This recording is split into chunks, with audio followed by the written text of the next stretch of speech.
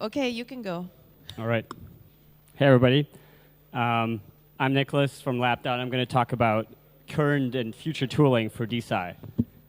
What are the building blocks that we have, and what are the building blocks that we still need to build? And I think when we start to think about decentralized science and what are the building blocks that we need for decentralized science, I think a pretty good first question to ask is, what are the building blocks of science? And what do scientists need to do science? And one of the, I think, prime examples for scientists and scientific activity that I know are the Cold Spring Harbor courses that happened after World War II, where biologists would meet with physicists and other quantitative thinkers, and they really laid the groundwork there just over the course of a summer, tinkering together for the explosion in knowledge that we had in molecular biology in the years after.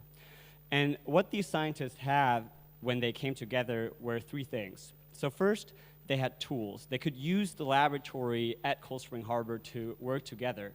The second thing they had very dynamic teams. They were all working at different institutes, and they only would meet over the summer, extremely transient, and they would also come together across different disciplines and very dynamically regroup depending on the question that they wanted to answer.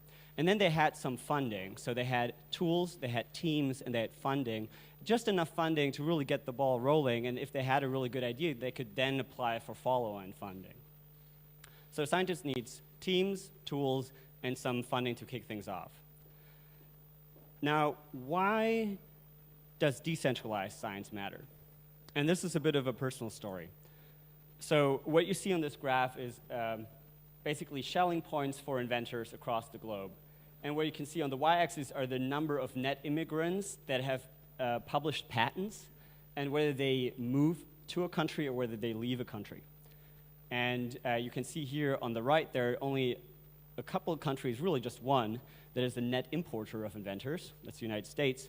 And then you have a lot of countries on the left side that is exporting inventors, where inventors leave the country. And why do they do this? Because they care about teams, tools, and funding. That's what inventors want. And there's been traditionally only one or two countries that were really able to provide that to inventors. And I was born over here, and then I moved here as a kid to Silicon Valley, and then I moved back, and then I moved here again, and then I moved back, and then I moved here again, and now I'm here. And at some point I was wondering, how often do I have to do this? And how many inventors are there that couldn't do this, and that couldn't do the inventions that they might have been able to do because they didn't have the tools, they didn't have the funding, and they didn't have the teams? And that's what I really care about. And I think decentralized science and basically Web3 really can help us create new Schelling points for inventors to come together. So let's build a freaking research institute in the web. Let's build a home for inventors online. That's what we do at LabDAO. And the way that we do this is we give inventors tools through the Lab Exchange. We give them an ability to form teams, to lab teams, and we give them some initial spark to get going through the Lab Fund. The DeSci future we all want to live in is a future where everybody has the ability to raise funds no matter where they are. If they have an interesting idea or they've proven themselves to generate interesting ideas, they should be able to raise some funding.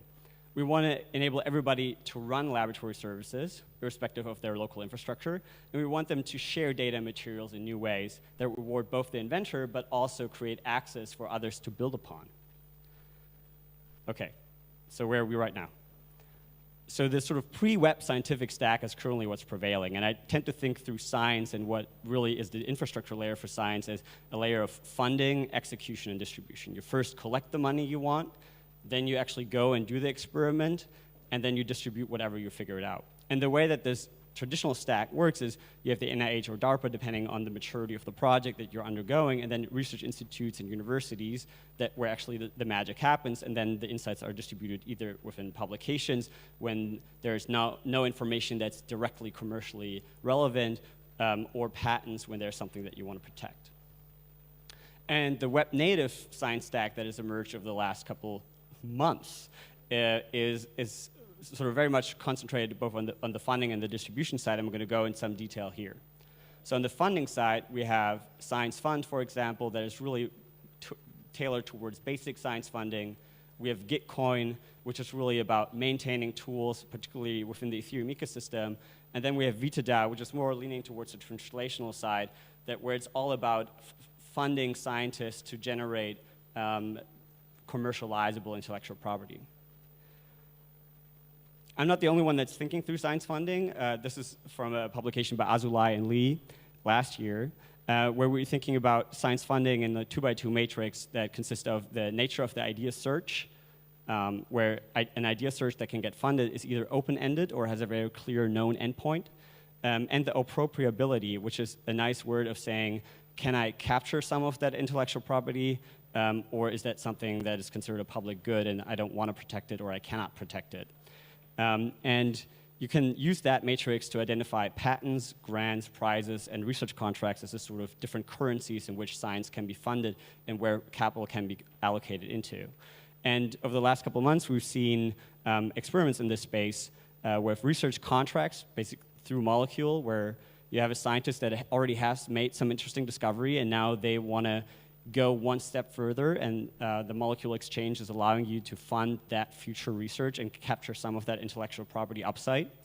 There are prizes, such as the Longevity Prize that Vincent has been developing within DeCi.DAO. There are grants, such as Gitcoin.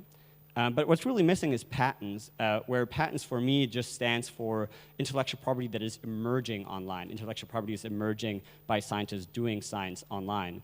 And this is really what I want to enable. I want to enable scientists to come together online and then invent together online. There are multiple funding allocation mechanisms that we can also iterate on, and I think one of the big questions we have to answer is how do we balance the expertise that capital allocators have, but however only few capital allocators have, versus the wisdom of the crowds, or sometimes also the madness of the masses. And there are a couple of answers that are being explored right now, quadratic funding, but also soul-bound reputation systems, where you basically have capital allocators that might have a stronger vote when it comes to how do we allocate funding. And you can learn more about quadratic funding at WTFisquadraticfunding.com. So this is the funding stack. Then we've also seen a lot of invention around the distribution side of things, with some projects just highlighted here: Research Hub, Atoms, the DeSci Labs, OpSci, and Molecule. And I'm borrowing a concept from Carolla's workshop yesterday, where you can think through the scientific goods that are being distributed just generally in science in 4 different slots. The first thing is the source, so basically a tool, a laboratory method, an algorithm that you're sharing with the world and other scientists, and you're listing that. That's usually your method section. The observation, which is really your primary data, the measurement, a patient information, a patient file.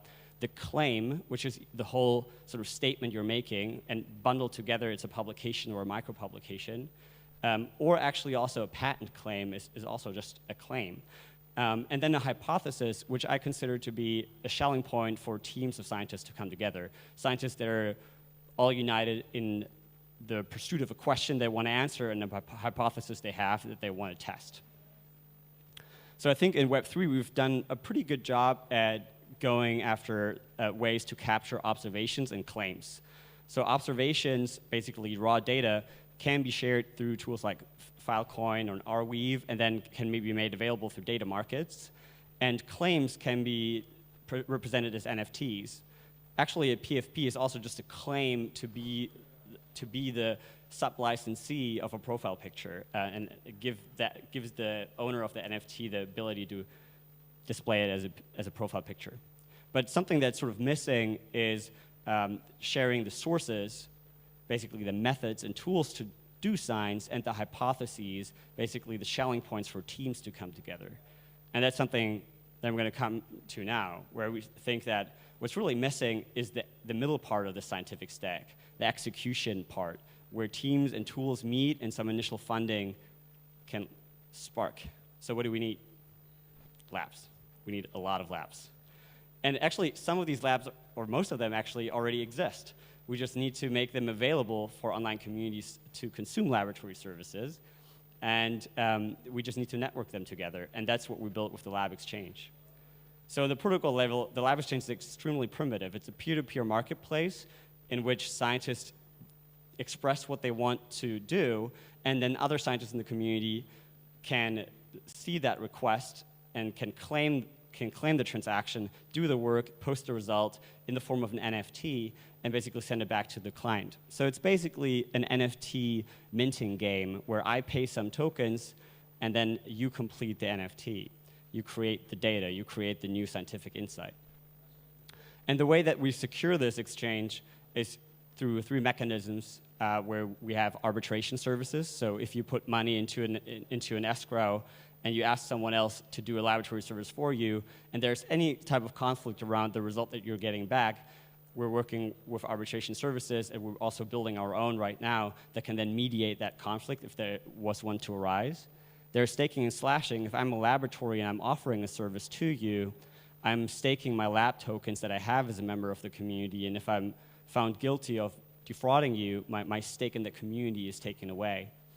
And then there are token curated registries where not every lab can just enter the markets and claim transactions on the exchange, but the whole community is reviewing applications from laboratories and onboards them to the exchange over time to maintain quality. So what I hope this leads to over time is actually a standardization of laboratory services where the high cost of conflict resolution actually incentivizes standards to emerge. Because we all think Jesse is funny, but we don't want to pay him for every transaction when something goes wrong. Now, next to the protocol, we need to have a client. And because we really care about computational biology, because computational biologists spend a lot of time on their computer, the client is speaking their language, and right now it's a command line interface that allows you to list the services, upload files to Estuary, submit transactions, pay for them, and then receive the results, again, using IPFS CIDs. The tools that we're building are mostly tools, again, within computational biology, where we have teams within the DAO, labs, we call them, that are forming around small molecule engineering and protein engineering. And the way that these tokens are exchanged are through lab NFTs, where it's always a sextet of who's the user, what was their request, the parameter, what's the data that they put in, and then on the provider side, who is the provider, what is the experimental parameters, under which conditions they ran the experiment, and what was the output of it. And what this can lead to in the long term is a knowledge graph for biomedicine, where each of these receipts, just like clay tablets found by the Sumerians, each of these receipts is actually a node in the knowledge graph and can then be stacked upon each other and is dynamically growing and can be queried for scientific information. Now, this is the tool part. Now, we also want teams. So the question we have to answer is, how do we get 1 million scientists into Web3? How do we get them to collaborate in very new ways? And how are we going to give them the infrastructure they need to actually launch their own web labs? And Lily, who's in the audience with me right now at LabDAO, has been really thinking about the user experience and the onboarding. And when you head to onboarding.labdao.xyz, you basically go through a tutorial that takes you through the whole concept of what is decentralized science, what are DAOs, how does LabDAO work, how can you get involved. And besides that, when you think back a couple slides, we also shared the idea that sharing in hypotheses is a Schelling point for scientists together. So we need to share our hypothesis within the DAO. And we've been thinking a lot about how can we share thoughts, how can we structure thoughts within an online community in a decentralized knowledge graph. Think like Rome Research, but for everybody that owns a token. And you can explore one version that we're actively exploring at graph.labdao.xyz. Shout out to Flu itself, who's really been developing this tool deck all on his own.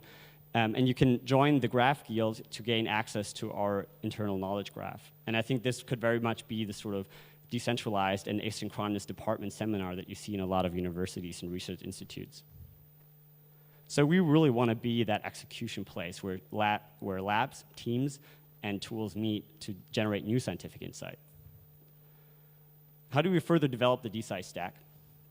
I think on the funding side, we need to do more funding experiments. We need to introduce something like reputation systems, and we need to take a bet on intramural scientists that have an interesting idea, but it might not be sufficient to get funding on Gitcoin because it's not yet fleshed out enough, or because it's not generating any IP. We need to take a bet on them and really get them hooked on the Web3 experience of collaborating loosely. Then on the execution side, we need to onboard more laboratory services so actually scientists can run laboratory services and generate IP.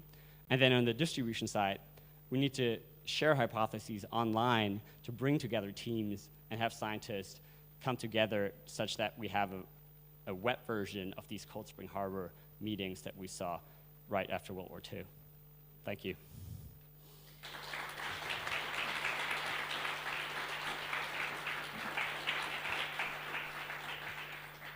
So there's a call for labs. If you are a service provider, if you're running a biotech company, a small startup, you have some kind of laboratory service, something that scientists might like to consume, whether it be, does this protein bind, or how does a CAR T cell function, get in touch and we can get you listed on the exchange. And then second call, if you're a scientist and you'd like to find new collaborators, or you just like to tinker with open source scientific tools, then also get in touch and we can get you set up and you can launch your own web lab.